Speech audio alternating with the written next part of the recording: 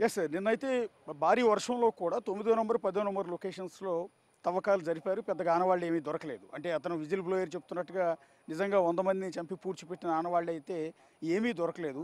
So ఇప్పుడు 13 number location అనేది చాలా కీలకం అవుతుంది. ఇక్కడ పోలీస్ సెక్యూరిటీతో ఉంది ఆ లొకేషన్ అంతా కూడా.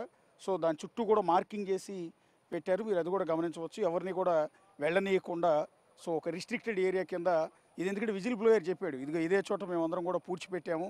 సో ఇక్కడే అమ్మాయిల డెడ్ బాడీస్ అన్నింటిని కూడా నా సమక్షంలోనే నా సహకారంతోనే పూడ్చిపెట్టారని విజిల్ బ్లోయర్ ఎప్పుడైతే చెప్పాడో దాన్ని బేస్ చేసుకుని ఈ లొకేషన్ అన్నిటి కూడా ఐడెంటిఫై చేశారు. ఇది లాస్ట్ లొకేషన్. అతను మొత్తం 13 లొకేషన్స్లో డెడ్ బాడీస్ని పూడ్చిపెట్టామని చెప్పిన నేపథ్యంలో ఇది 13 లొకేషన్. సో ఇది చాలా కీలకం అవుతుంది. ఎందుకంటే 9, 10 నంబర్ లొకేషన్స్లో కూడా పెద్దగా ఏమీ దొరకలేదు. 11, 12 లొకేషన్స్లో కూడా ఉండే అవకాశం లేదు అనేది పోలీసులు భావిస్తూ ఉన్నారు. ఎందుకంటే కనీసం ఒకే చోట ఉన్నాయి ఆ 4 లొకేషన్స్ కూడా. నిన్నంతా కూడా తవ్వకాలు జరిపింది కూడా అక్కడే 9 నంబర్ లొకేషన్ ఏదైతే ఉందో దాని పక్కనే 10, 11, 12 కొన్ని అడుగుల గ్యాప్లోనే ఆ లొకేషన్స్ అన్నీ కూడా ఉన్నాయి.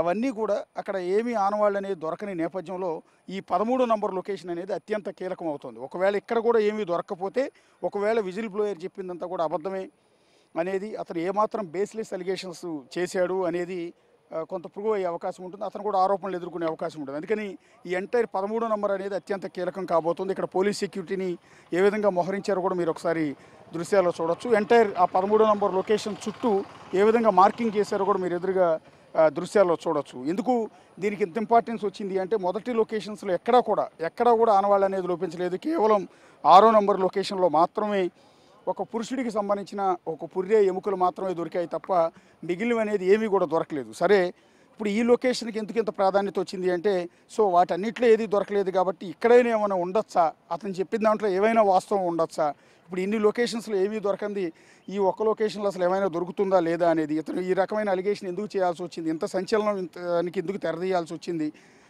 సో నేనే 100 మందిని పూడ్చిపెట్టానని చెప్పిన వ్యక్తి ఈ 10 ఏళ్లలో అతను అప్స్కాండ్ అయిన ఈ 10 ఏళ్లలో ఈ డెడ్ బాడీస్ అన్ని ఏమైపోయి ఉంటాయి, ఒకవేళ నిజంగా పూడ్చిపెట్టుంటే ఏమైపోయి ఉంటాయి అనేది. ఇక రెండో అనుమానం ఏంటంటే ఈ లొకేషన్ సరిగ్గా నేత్రావతి నది స్నానఘాట్ ఏదైతే ఉందో స్నానఘాట్ అంటే ధర్మస్థల పవిత్ర పుణ్యక్షేత్రానికి వచ్చే భక్తులంతా కూడా స్నానాలు చేసే నేత్రావతి నది స్నానఘాట్ ఇక్కడ నిత్యం కొన్ని వేల మంది భక్తులంతా కూడా స్నానాలు చేస్తూ ఉంటారు. ఎప్పుడు జనాలతో కిటకిటలాడిపోతూ ఉంటుంది. పార్కింగ్ ఏరియా చూడొచ్చు. ఇక్కడికి వచ్చే భక్తులు ఇప్పుడు కూడా భక్తుల మూమెంట్ అంతా కూడా మీరు దృశ్యాల్లో చూడొచ్చు. అలాంటి లొకేషన్లో ఇక్కడికి తీసుకొచ్చి అమ్మాయిల డెడ్ బాడీలు పూడ్చిపెట్టే అవకాశం ఉంటుందా అనేది ఇంకొక డౌట్. ఇప్పుడైనా అప్పుడైనా స్నానం ఘాట్ అలాగే ఉంది. అప్పట్లో అతను చెప్తున్న ప్రకారం 2014కు ముందు కూడా ఈ స్నాన ఘాట్ అలాగే ఉంది. ఈ భక్తుల హడావిడి కూడా అలాగే ఉంది. ఈ రోడ్డు కూడా అలాగే ఉంది. మీరు ఈ లొకేషన్ అంటే 13 నంబర్ లొకేషన్ అతను చెప్పిన దాని ప్రకారం ఇక్కడ మార్కింగ్ చేసిన దీని పక్కన ఉన్న రోడ్డును కూడా మీరు దృశ్యాల్లో చూడొచ్చు. ఇదే రోడ్డు అప్పుడు కూడా ఉంది. సో ఇప్పుడు కొత్తగా బిల్డ్ అయింది కూడా కాదు. స్నానాలు ఘాట్ అప్పుడు ఉంది, ఇప్పుడు కొత్తగా బిల్డ్ అయింది కూడా కాదు. ఈ భక్తులు కొత్త వాళ్ళు కాదు. ఇలాంటి ప్లేసులు ఇంత జనాలు రద్దీ ఉన్న చోట ఇక్కడికి తీసుకొచ్చి ఇక్కడ జనాలని డెడ్ బాడీస్ని తీసుకొచ్చి ఇక్కడ పూడ్చిపెట్టే అవకాశం ఉంటుందా అనేది ఒక చిన్న డౌట్, కామన్ డౌట్. సో అందువల్ల ఈ 13వ నంబర్ లొకేషన్లో నిజంగా అతను చెప్పినట్టుగా డెడ్ బాడీస్ ఆనవాళ్ళు ఉంటాయా లేదా అన్న దాని మీద విపరీతమైన డిస్కషన్ నడుస్తుంది. ఎందుకంటే యావత్ భారతదేశం ఎదురు చూస్తోంది. ఒక పవిత్రమైన పుణ్యక్షేత్రం మంజునాథేశ్వర ఆలయం ధర్మస్థల క్షేత్రం. ఈ క్షేత్రం మీద వచ్చిన అలిగేషన్ మామూలుది కాదు. 100 మంది అమ్మాయిల్ని అత్యాచారం చేసి చంపి పూడ్చిపెట్టారు అనేది అలిగేషన్. ఒకవేళ నిజంగా దాన్ని మాయం చేయాలి అనుకుంటే, ఆనవాళ్ళు లేకుండా చేయాలి అనుకుంటే అది అడవిలో చేస్తారు. కానీ ఇలా రోడ్డు పక్కన జనసందడి హడావిడి ఎక్కువగా ఉన్న చోట ఇలా చేసే అవకాశం ఉంటుందా?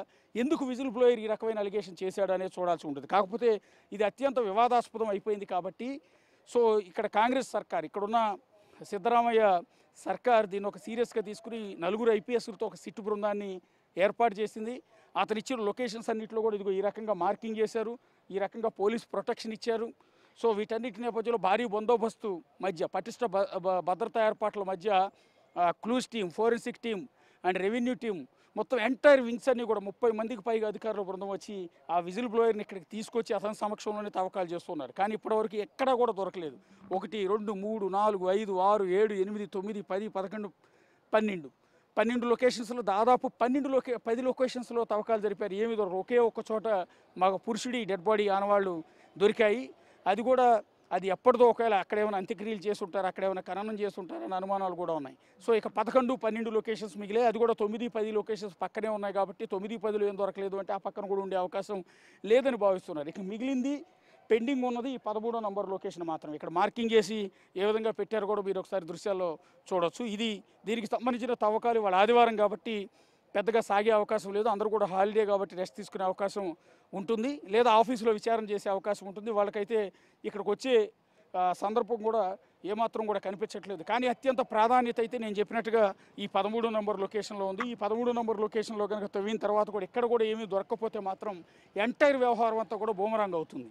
దీని మీద ఆరోపణలు చేసిన వాళ్ళు, దీని మీద ఈ అలిగేషన్స్ చేసిన ఈ విజిల్ బ్లోయర్, తర్వాత దీన్ని అడ్డం పెట్టుకుని పొలిటికలైజ్ చేయాలనుకున్న కొంతమంది, సో అందరూ కూడా ఇబ్బందుల్లో పడే అవకాశం ఉంటుంది. కేసు అంతా కూడా రివర్స్ అవుతుంది. ఇప్పటివరకు ధర్మస్థల క్షేత్ర నిర్వాహకులైన వాళ్ళే ఈ హత్యలకు పాల్పడ్డారని దేశం అంతా కూడా నమ్ముతోంది, భావిస్తోంది. కానీ ఇక్కడ ఎలాంటి ఆధారాలు దొరకని నేపథ్యంలో కేసు రివర్స్ అవుతుంది. ఎవరైతే ధర్మస్థల క్షేత్రం మీద అలిగేషన్స్ చేస్తూ వచ్చారో వాళ్ళు ఖచ్చితంగా ఇబ్బందులు పడే అవకాశం ఉంటుంది. పర్టికులర్గా 10 ఏళ్ళు అజ్ఞాతంలో ఉండిపోయి 10 ఏళ్ల తర్వాత తిరిగి వచ్చి ఇక్కడ హత్యలు చేశారు, అమ్మాయిలను చంపేశారు, వాళ్ళని నేనే పూడ్చిపెట్టాను అంటూ తెర మీదకి వచ్చిన ఈ విజిల్ బ్లోయర్ పర్టికులర్గా సమాధానం చెప్పుకోవాల్సిన ఆవశ్యకత ఏర్పడుతుంది. లేదా ఇంకొకటి జరిగి ఉండొచ్చు. ఈ 10 ఏళ్లలో ఏదైతే ఈ విజిల్ బ్లోయర్ నుంచి ఎప్పటికైనా థ్రెట్ ఉంటుందన్న నేపథ్యంలో ఒకవేళ నిజంగా ఇక్కడ పూడ్చిపెట్టున్న అస్థిపంజరాలన్నింటినీ కూడా తరలించారా, అది పాజిబిలిటీ ఉంటుందా అని అనుకుందాం.